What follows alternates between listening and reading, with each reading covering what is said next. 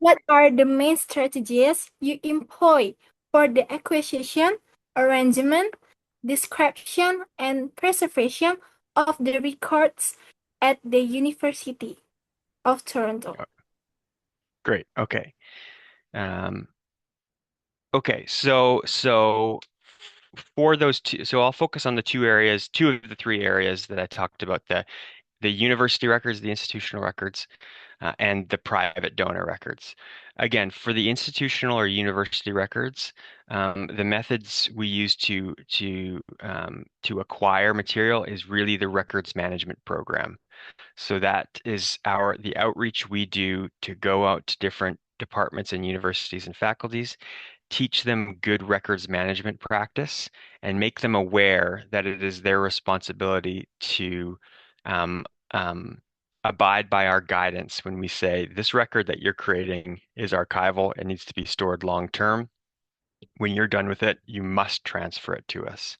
So there's some authority there. We have the authority to say you can't destroy that, you can't delete that, you can't shred it, you have to send it to us. So that's easy in a way, but the university is very, very big here. University of Toronto is a big institution, and we're just one unit with a limited amount of staff. So we aren't walking around and going to different faculties and departments going, you better send us that material. We rely on them and their knowledge of us as a department, as the archives, to transfer material to us regularly. And they do for the most part. It's not super even, but eventually that material comes here. It's generally understood that this is the repository where university records have to go, and people typically keep up with that. Um, when when we go to the other side, to the private donors, we have archivists that are specifically responsible for crafting what we call our documentation strategy or our documentation plan. And what that is that's a document or it's almost a policy that we have that we revisit every couple of years to see how we're doing in terms of who we're documenting and who we're not documenting, and then creating a plan to fix that. So here in Canada, there's been a lot of work over the last 20 years at least on truth and reconciliation with Indigenous groups. And so that's become a priority for archives and therefore a priority for us, right? So understanding the place of Indigenous communities at U of T on the campus historically, and how we can kind of document them if they're willing and make room for them, devoted space for them in our archives for archival material, researchers, literature, or sorry, not literature, but researchers doing work on Indigenous rights, reconciliation movements here on campus, making sure that we're documenting that research and making room for it here in the archives. So that's one way that we might shift our priorities, and you can kind of compare that to, I don't know, maybe 40, 50 years ago, when most of the material we documented or we acquired from private donors were from old retired white men, right? Because they were representative of the academy here at U of T, right? A lot of male professors, a lot of high prestige male professors, and their material comes here because they're given that prestige and they're in that position to create a lot of material, and then that's naturally what we get. So we've covered that. We're good on that front in terms of representation at the university. We look critically at who we have not represented well, and see if we can fill those gaps, right? And so that documentation strategy or documentation plan that we revisit every couple of years, that our private records archivist kind of crafts, that dictates who we're going to go and do outreach to. So it could be the Muslim Students Association here on campus, right? They have a large presence on campus, not well represented in the archives here. Is there any way that we can fix that or work with them so that their material is preserved, their publications are preserved and available to researchers or to them for the long term? So that kind of that private records documentation plan, documentation strategy that dictates how we acquire that side of material.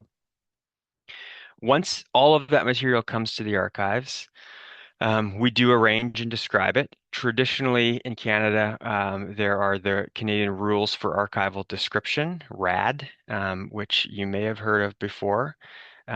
We used to use elements of RAD in our descriptions, but nowadays we are using ISADG, so International Standards for Archival Description, to describe all of our archive material. And I'll show you what that looks like. I'm just going to put a link in the chat here to our archival descriptive database, which is called Discover Archives. And this is our repository page in the link there, and you will see all of our holdings on the left-hand side, various font and collections that you can click on, and then you'll see how we arrange and describe our material based on the ISADG format. And the reason we did this is because what you're looking at now is our instance, our webpage for Discover Archives for all of our descriptions and our collections. But if you go to the main Discover Archives page, we are actually, which I'll put a link to that too. The interesting thing about the University of Toronto is that the University of Toronto Archives and Records Management Services, where I'm coming from, is one of like 15 archival repositories at U of T. So we're the biggest. We have the largest collections. We have the mandate to collect the records of the university, but there's a number of other special collections libraries on campus. It's a huge campus with over 40 libraries. And many of them have their own archival collections and special collections. And so what we did with Discover Archives, which is the main page here that I'll put in the chat, is, oh, I did it already, is the page for all of those repositories. And so we went to ISADG description for archival materials so that we could all have our descriptions uniform and the same. So that was a conscious decision we made as a kind of network of participating repositories to arrange and describe our material, or at least describe it based on ISADG. For preservation, for our analog material, our paper records and our photographs and sound and moving image, we have a purpose-built facility here at U of T. So the archives opened this building in 1973, but it was purpose-built for archives and special collections. So it's got humidity and temperature control. We have movable shelving. We have a conservator on site to help with preservation to make sure temperature and everything is okay.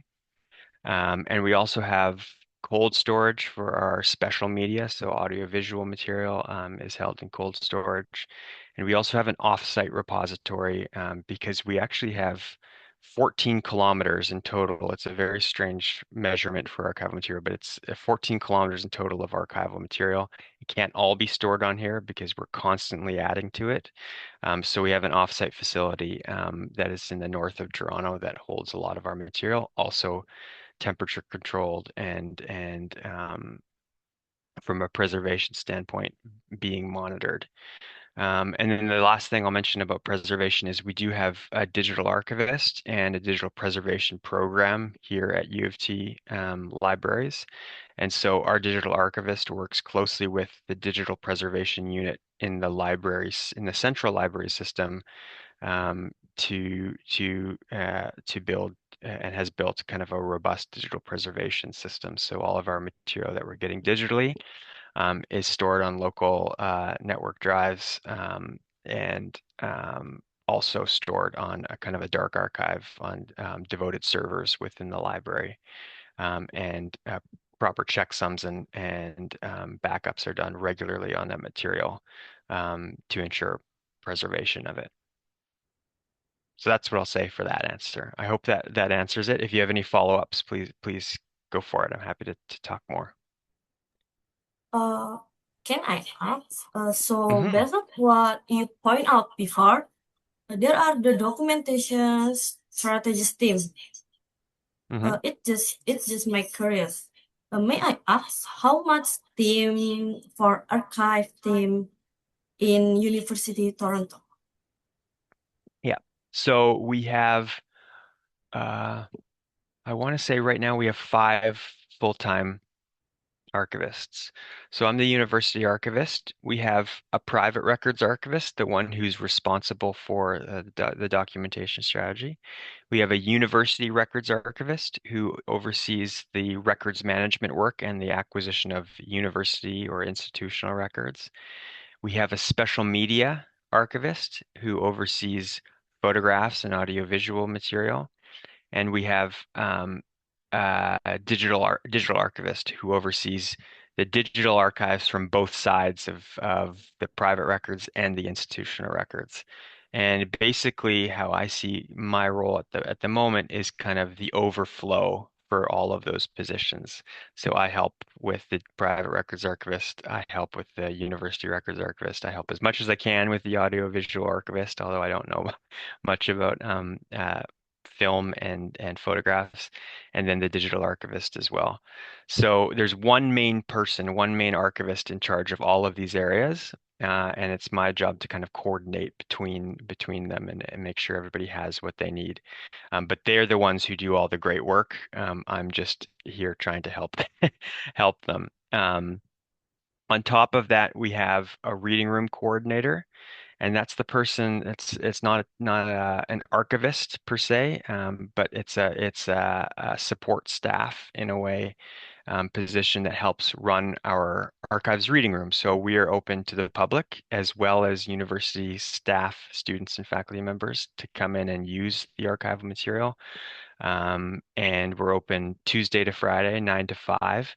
So that reading room coordinator helps manage the reading room space and make sure researchers are settled and registered properly and are requesting materials in an efficient way. And then we also have 3 graduate students that work with us on a kind of rolling basis. So typically for 2 years at a time, while they're doing their own graduate studies here at University of Toronto, there's 3 graduate students that are kind of 2-year internship positions that work part-time to get archival experience to help us process material, but it also ties in nicely with what they're studying during their graduate studies at the same time. So yeah, I guess all in all, there's 8 plus me at any given time.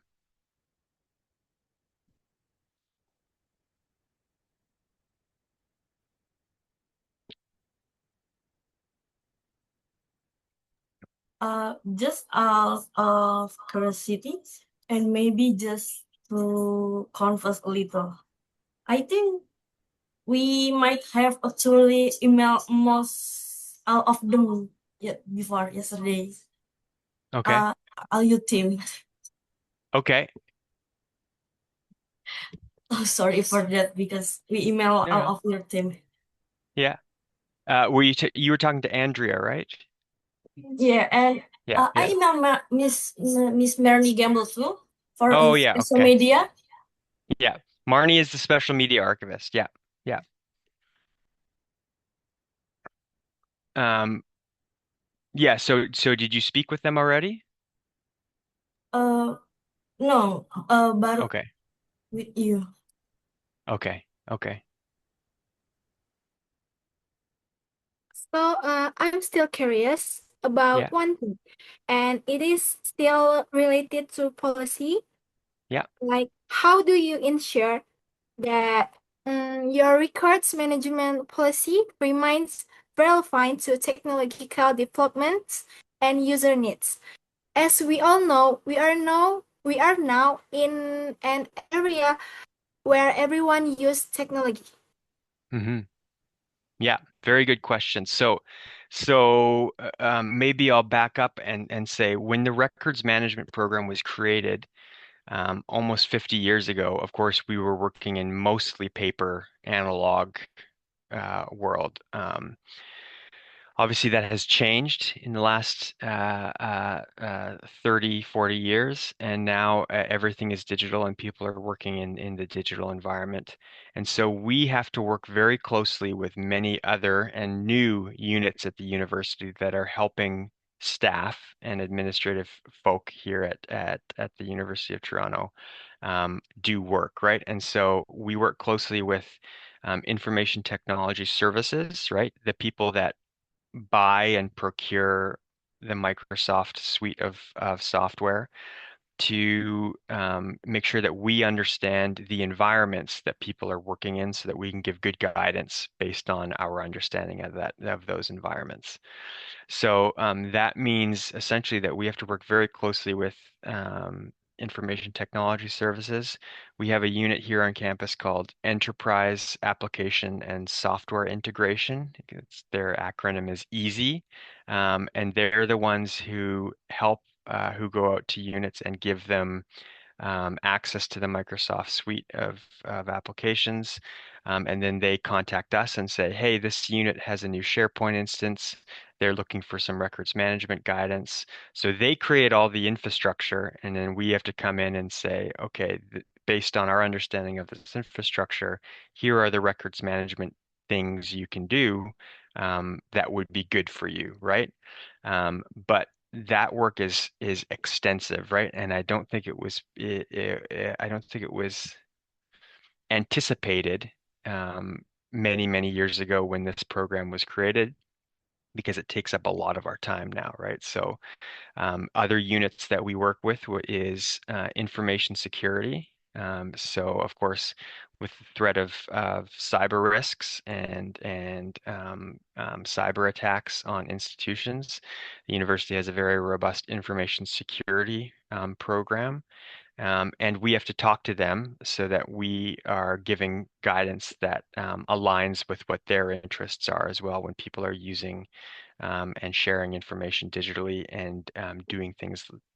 People don't even really talk about records management anymore. They talk about data management and data retention, right? So we have to make sure that we understand the language that everyone on campus is using as they seek guidance from all of these different areas. So that's a kind of a long way of me saying the records management program started out as one thing many years ago. It has molded and evolved into more of a shared service with a bunch of other centralized shared services on campus, information security, audit and risk, institutional data management, all of these things we have to get together and talk about these issues as a group because the staff that work here at U of T aren't going individually to all of our departments and saying, I need help with information security, I need help with records management. They want it all at once at the same time. And so that's kind of a shift. We are kind of working with more and more units on campus to ensure that we're speaking the same language and we're providing guidance to staff on records management, on information management, on data management, on security, on risk, on retention and disposition, on classification and proper management and preservation of data, records, and information, all in the same space. Because staff aren't going to go to all of our different departments for separate advice, right? So I don't know if that answers your question or gets towards an answer to your question, but it's me saying it's shifted a lot. Even since I've only been here for 13 or 14 years, it's changed dramatically in the last decade in terms of how we provide advice and how people are asking for advice and what advice and guidance they're asking for has really been complicated in this kind of environment. Does that make sense? Does that kind of get towards what you're asking? Yeah, that's Okay. very makes sense. Okay, good. And I'm not longer curious because your explanation is very clear and helpful. Thank you for this valuable knowledge. Okay, good. Good. Okay, we saw on your LinkedIn that you Mm. coordinate projects in collaboration with other library department and community stakeholder. Like you described that and at LinkedIn is addressing harmful language in archival description, Wikidata, and U-terms holding Yeah. on Wikipedia, right? So Yeah. could you elaborate on how projects like this are developed and implemented within the university archives? Yeah. Another great question. So the harmful language one, because you brought it up, maybe I'll talk about that first. That was another um, project that was initiated by our private records archivist, who was looking at a lot of our archival descriptions and the way that things have been described for the last 50 years, and noticing a lot of language in those descriptions that is no longer relevant, is no longer accurate, and in some cases, in many cases, harmful, right? So using incorrect terminology for certain groups, um, um, ranging from a number of examples. They can range from um, misnaming or misterming groups all the way to, as archivists, putting too much emphasis on certain types of description to glorify or undermine certain people or certain achievements, right? And so it was an effort to create a document or a guide that would help archivists. It's for archivists to use. Ask themselves a bunch of questions as they're doing archival arrangement description and say, what's the best, most appropriate way to describe what I'm seeing in these records in a way that's accurate, helpful for the researcher, but also not harmful for various communities, right? Maybe asking archivists to think about, okay, this may be a terminology for a specific group that we used 20 years ago, but do the work to look up to make sure that this group is still accepting that terminology before you actually plug it into an archival description, right? Um, so that's one project, and it took quite a long time because we did a lot of community consultation with the groups that are represented in descriptions, right? So that's kind of the coordination and strategy part of it, is identifying groups that are represented in our collections and making sure we talk to them about how they actually want to be described based on how they want to access information, how people are searching for information about them, and then coming to an understanding, and allowing them to participate in the process of description by really guiding us on what questions we should ask as archivists when we are doing arrangement description. So that's one project, and it's been very good. You may have seen that guide, and it's been received very well, and it's an ongoing project, right? So it's not just done now. Of course, we continue consulting with communities to add to that.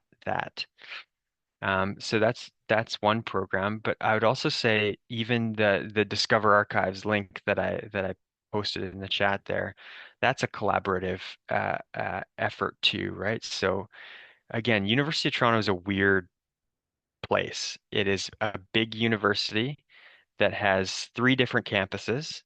And I say it's odd or weird because it runs on kind of this old British system, and I'm not sure if you're familiar with this from looking at other universities, but we have a college system. So the University of Toronto is the main institution, but we have a bunch of smaller colleges within the university that students actually, or undergraduate students actually apply to, and it's kind of like their home base, right? So we have Trinity College, we have St. Michael's College, we have University College, Innis College. All of these colleges are under the umbrella of the University of Toronto, but they have their own little identities, right? And they have their own cultures, and they have their own archives as well. We collect the records of the institution, but all these smaller archives have the mandate to collect and document their own colleges, right? And so as a researcher, you can maybe imagine coming to do research at U of T would be a little bit intimidating because you don't know where to go and they're all separate, and there's no real coordination. So this Discover Archives initiative, to put all of our descriptions, no matter what repository they're in on campus, under one Discover Archives banner was a way to kind of help researchers understand what the archival system is like here at U of T.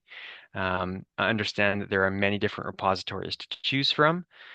Show them that we're trying to do things the same way so it's easier for them to access them, but really to pool all of our resources into one initiative so that people are a little bit less confused about accessing archival material.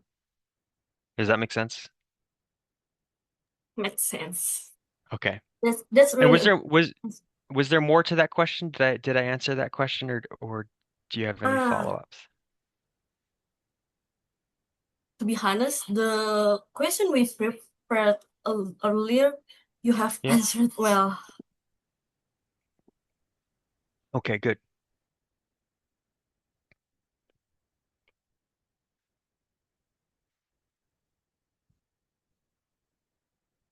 Any more questions?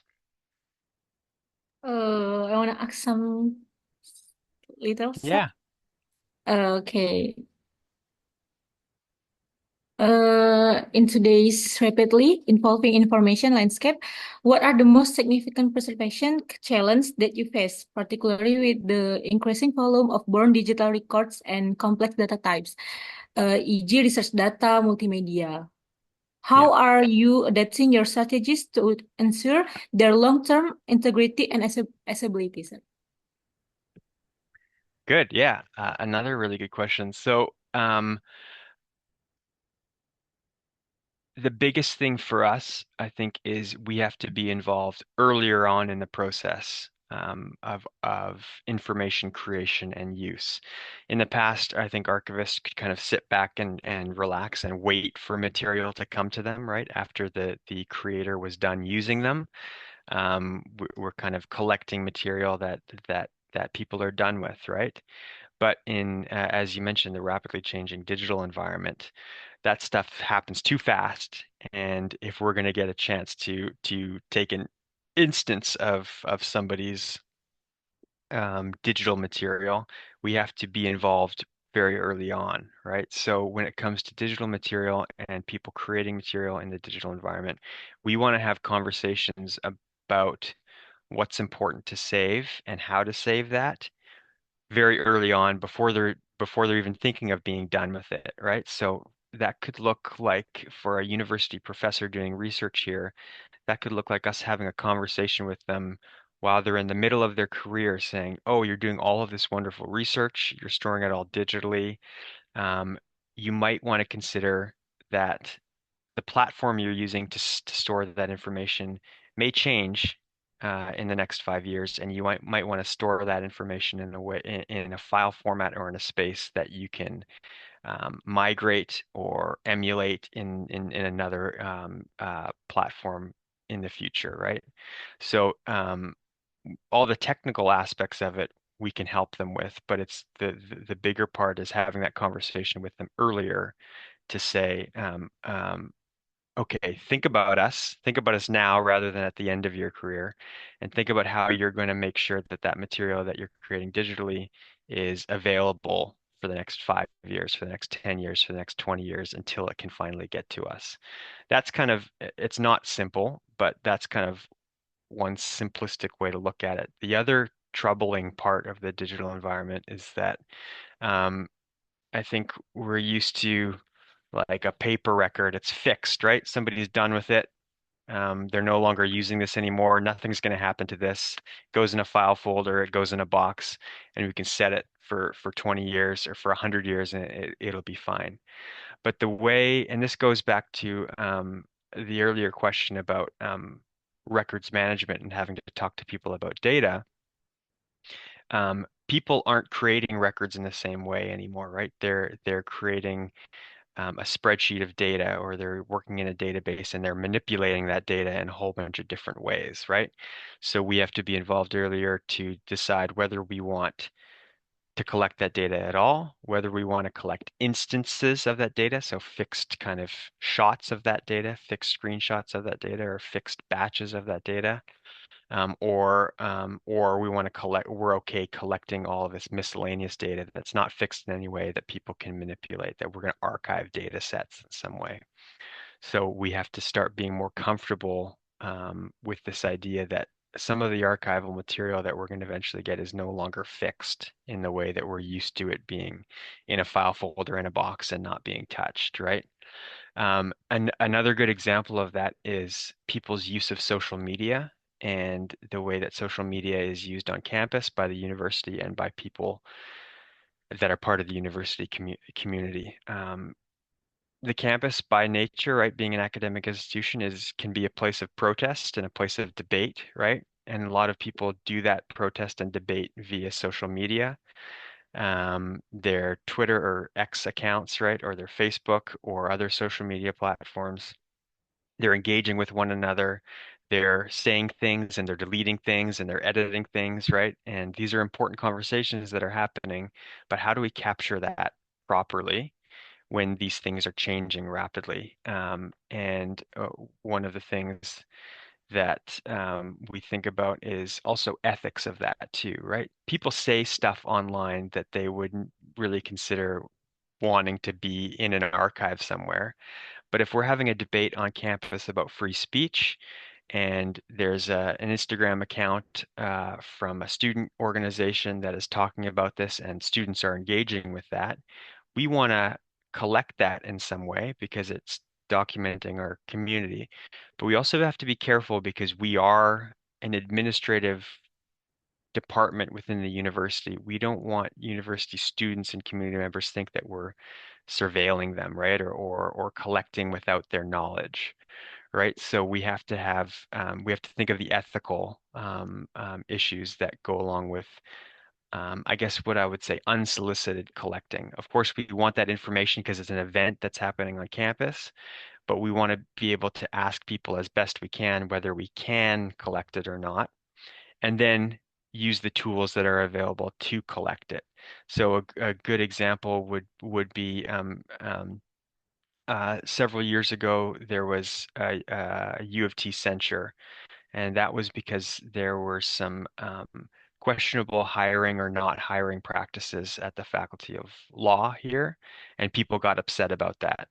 And so a Twitter account at the time opened up that was called the U of T Censure, and people were communicating with it. So in that case, we wanted to collect this information about how people were reacting to this event, right? And we wanted to do that in a way that also protected the privacy of maybe students who were vulnerable making these comments, but that we wanted to document in some way. So some of the social media archiving tools that we have available to us, um, I say this without knowing too much about the actual programs, but allow us to, what I'll say is hydrate and dehydrate the social media feed. So it's like a live real-time archiving. So if we want to collect the post of a Twitter account and all of the other replies to it, we can collect that, and we'll have a copy in the archives, but in real time, if somebody who engaged with that thread wanted to remove their comment, it would be removed in real time, but also in the archive. So they're matched, right? And that helps us ethically because we go, okay, we're not soliciting people's material. We're not taking people's material without their knowledge because we've asked the U of T censure account that if we can archive their material. But also, if people want to be forgotten or want to have their material or their post removed, it happens in real time. So it happens in both places, in the archive and on X or Twitter, whatever you want to call it. So that's another way we're thinking about it. And I'm going to send you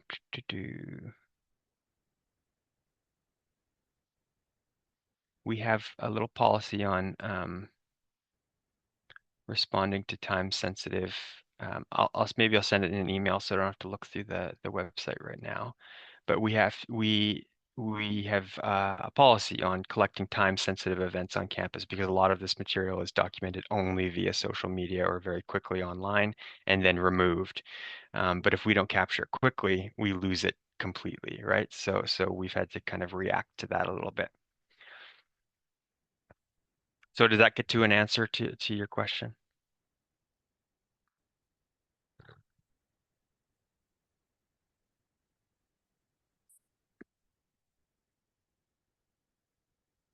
Oh, you're muted. Oh, I'm sorry. It's okay. Your answer makes a lot of sense, Mr. Tice, and we Okay. truly appreciate the clarity and insight you have provided. Thank you very much. Okay. You're welcome.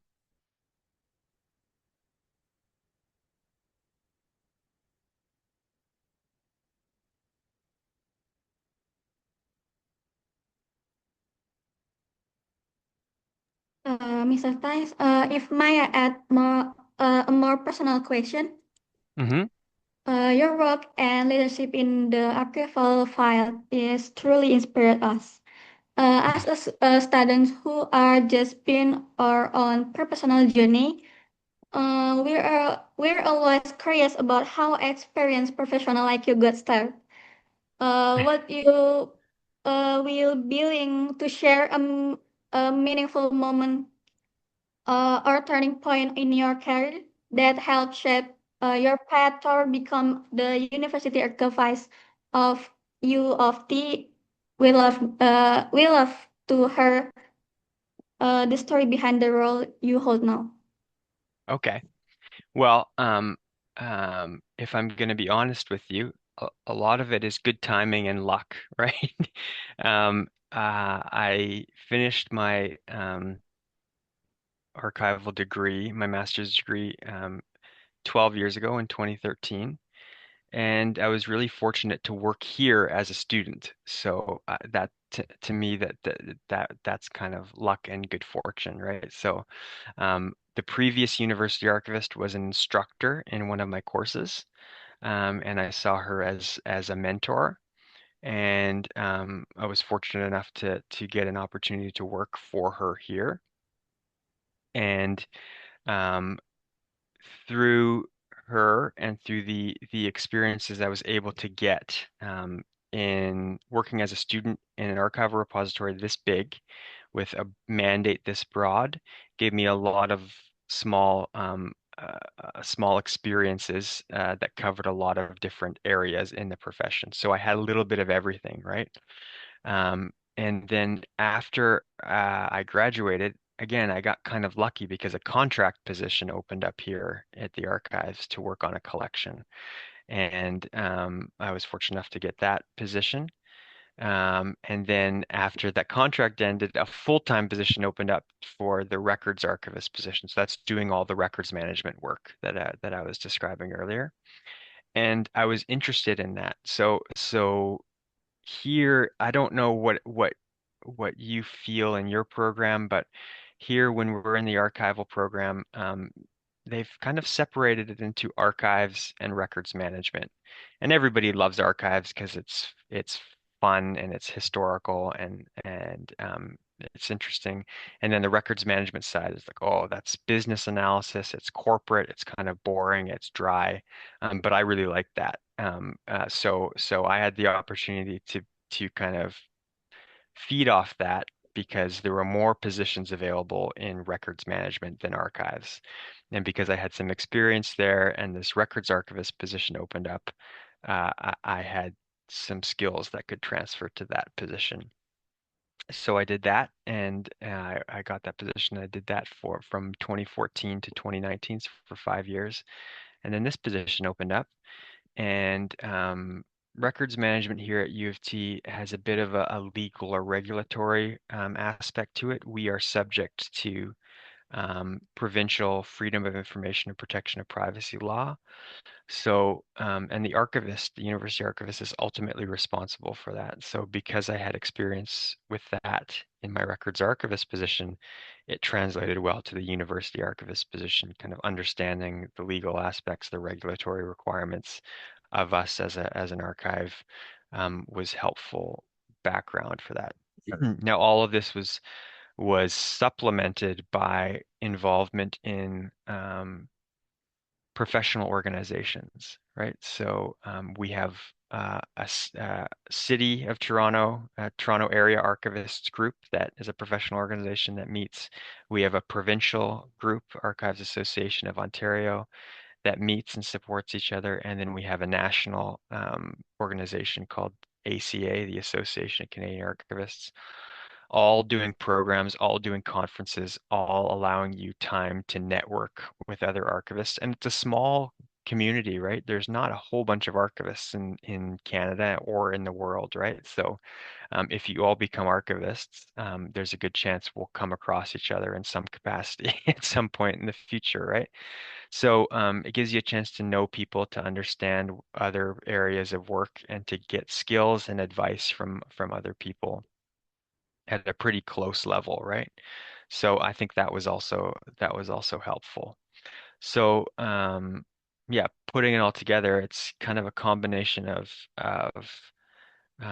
good luck and fortune mixed with really good mentorship and really good professional organizations, and being willing to be involved in those professional organizations, not just attending the conferences and attending events, but being part of the management board or the executive board and helping them make decisions, and just being involved in that way. And then the other part was I've also, with the records management side of things, in 2018, I also became a lecturer. So going back to school and teaching teaching graduate students about records management and information management was also really helpful as well, right? Um, yeah, it gave me kind of that teaching, that outreach experience as well. So all of that layered together, that's kind of what brings me to where we are now, right? And it's also really helpful to have, as I'm sure you could understand, good classmates while you're doing your studies. I will say that my three best classmates, one of them is when I went through the graduate program here, one of them is the digital archivist here. So we've been together for since 2011, working as students together, but now working as archivists.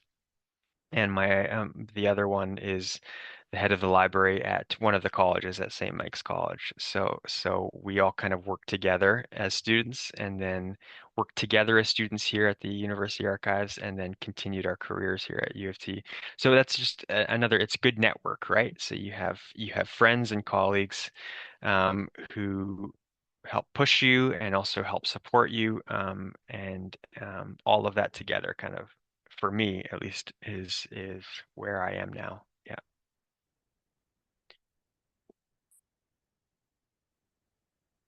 One last thing maybe I'll say too about that is that the archivists that you reached out to, so like Andrea or Marnie Gamble, and our private records archivist, Daniela, all of these archivists are really, really good. So they're smart and they're driven, and they hold me accountable. So they say, this is the project I want to work on. How are we going to make this work?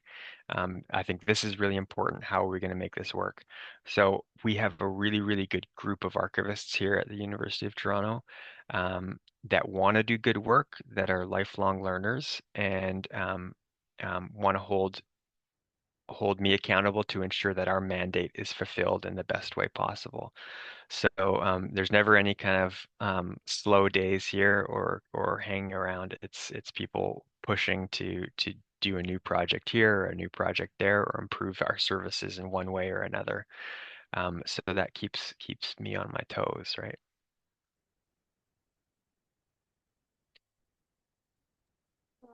Okay, so hopefully that we can pursue our dream to archive and maybe become the leader of department of from Indonesia. Mm-hmm. Mm-hmm. Absolutely.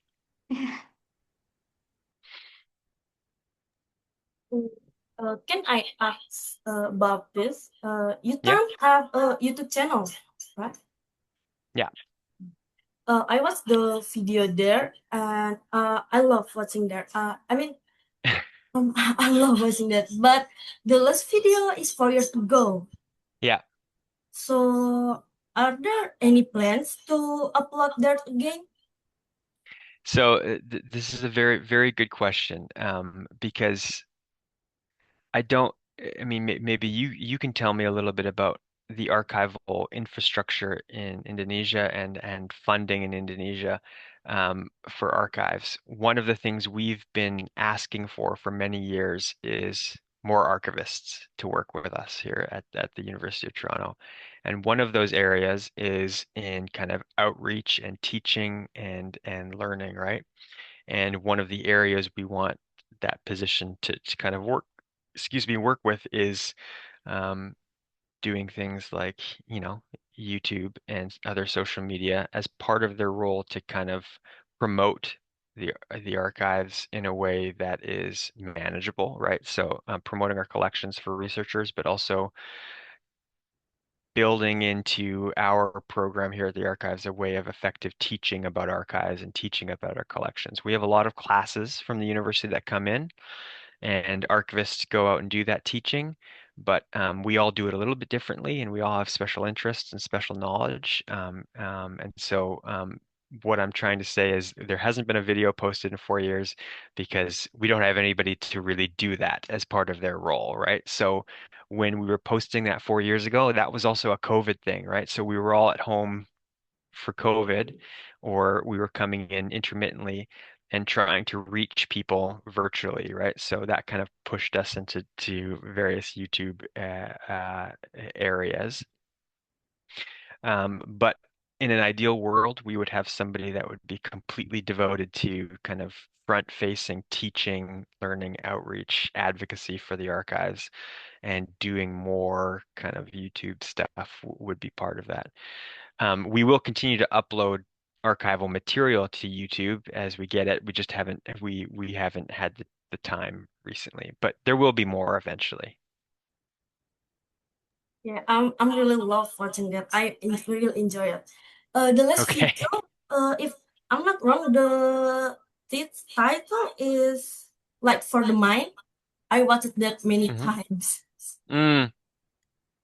Yeah, those are interesting promotional videos from the U of T at a time when just after the Second World War, when the university was really expanding because we had baby boomers that were being born after the Second World War, and they were all going to come to the university.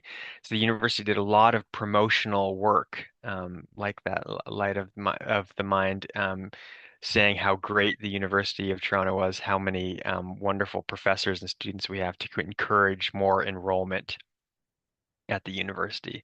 So that's where those videos come from, but they offer a really good look at what the campus looked like back then and what I guess Toronto looked like and what Canadians looked like like back then. It's fun to watch, yeah.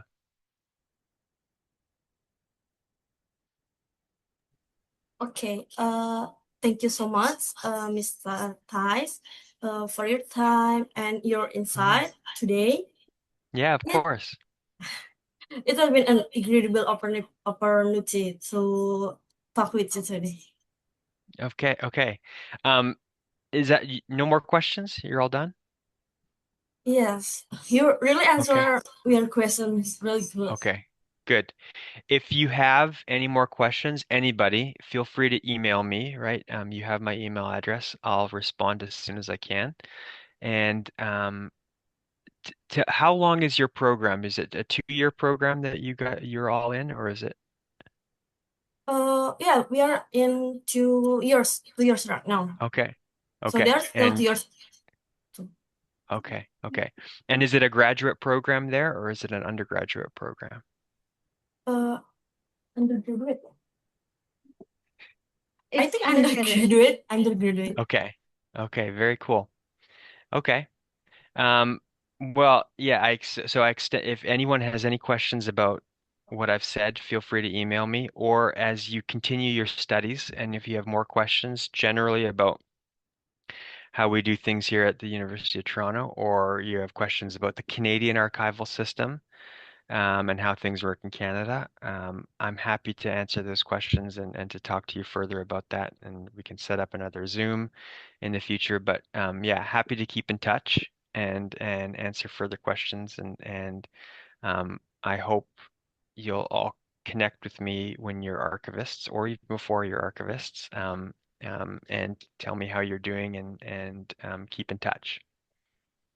Thank you so much. Yeah, thank you so much, Mr. Thais. Really, Okay. thank you so much. We really big appreciate. Okay. And It was nice to meet and talk to you all. Nice to yeah, meet you too, sir. we are Me too. too. Okay.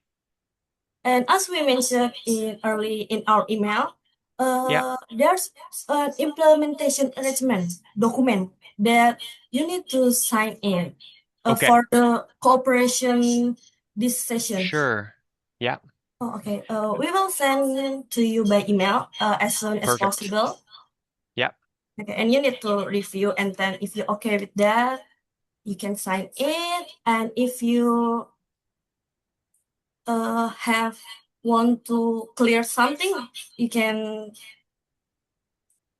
ask us. Okay. Sorry for my Okay. English. No, that's all perfect. I completely understand. Yeah. So I'll look for that email and I'll review it and sign it as soon as I get it.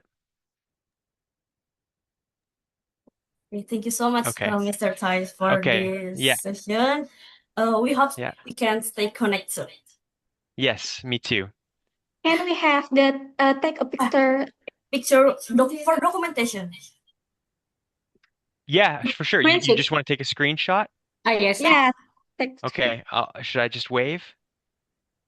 Okay. Like this? If you're in 3, 2, 1, sir. Like count down 3, 2, 1. 1, 3, 2, 1. Oh my gosh, thank you Thank so you. much. Can Thank we you so do much, this? Mr. Because this is Can you do this, sir? For later. literation. Okay. Okay. 3, 2, 1. Yeah. Oh, thank you. Thank you, sir. Thank you so much. much, Okay. sir. Okay. Have a good evening, all of you. Yeah. You too, sir. You Okay. Okay. Good hope night, you sir. healthy. Yeah. Good morning at that. It is Yeah. 9. Good Keep morning, Dark sir. healthy, sir. Keep Yeah. healthy and happy forever. You too. Okay. Bye. Thank you, sir, for being Bye. with Thank you us. so Thank you much. so We will much. send the email as if. Okay. Bye.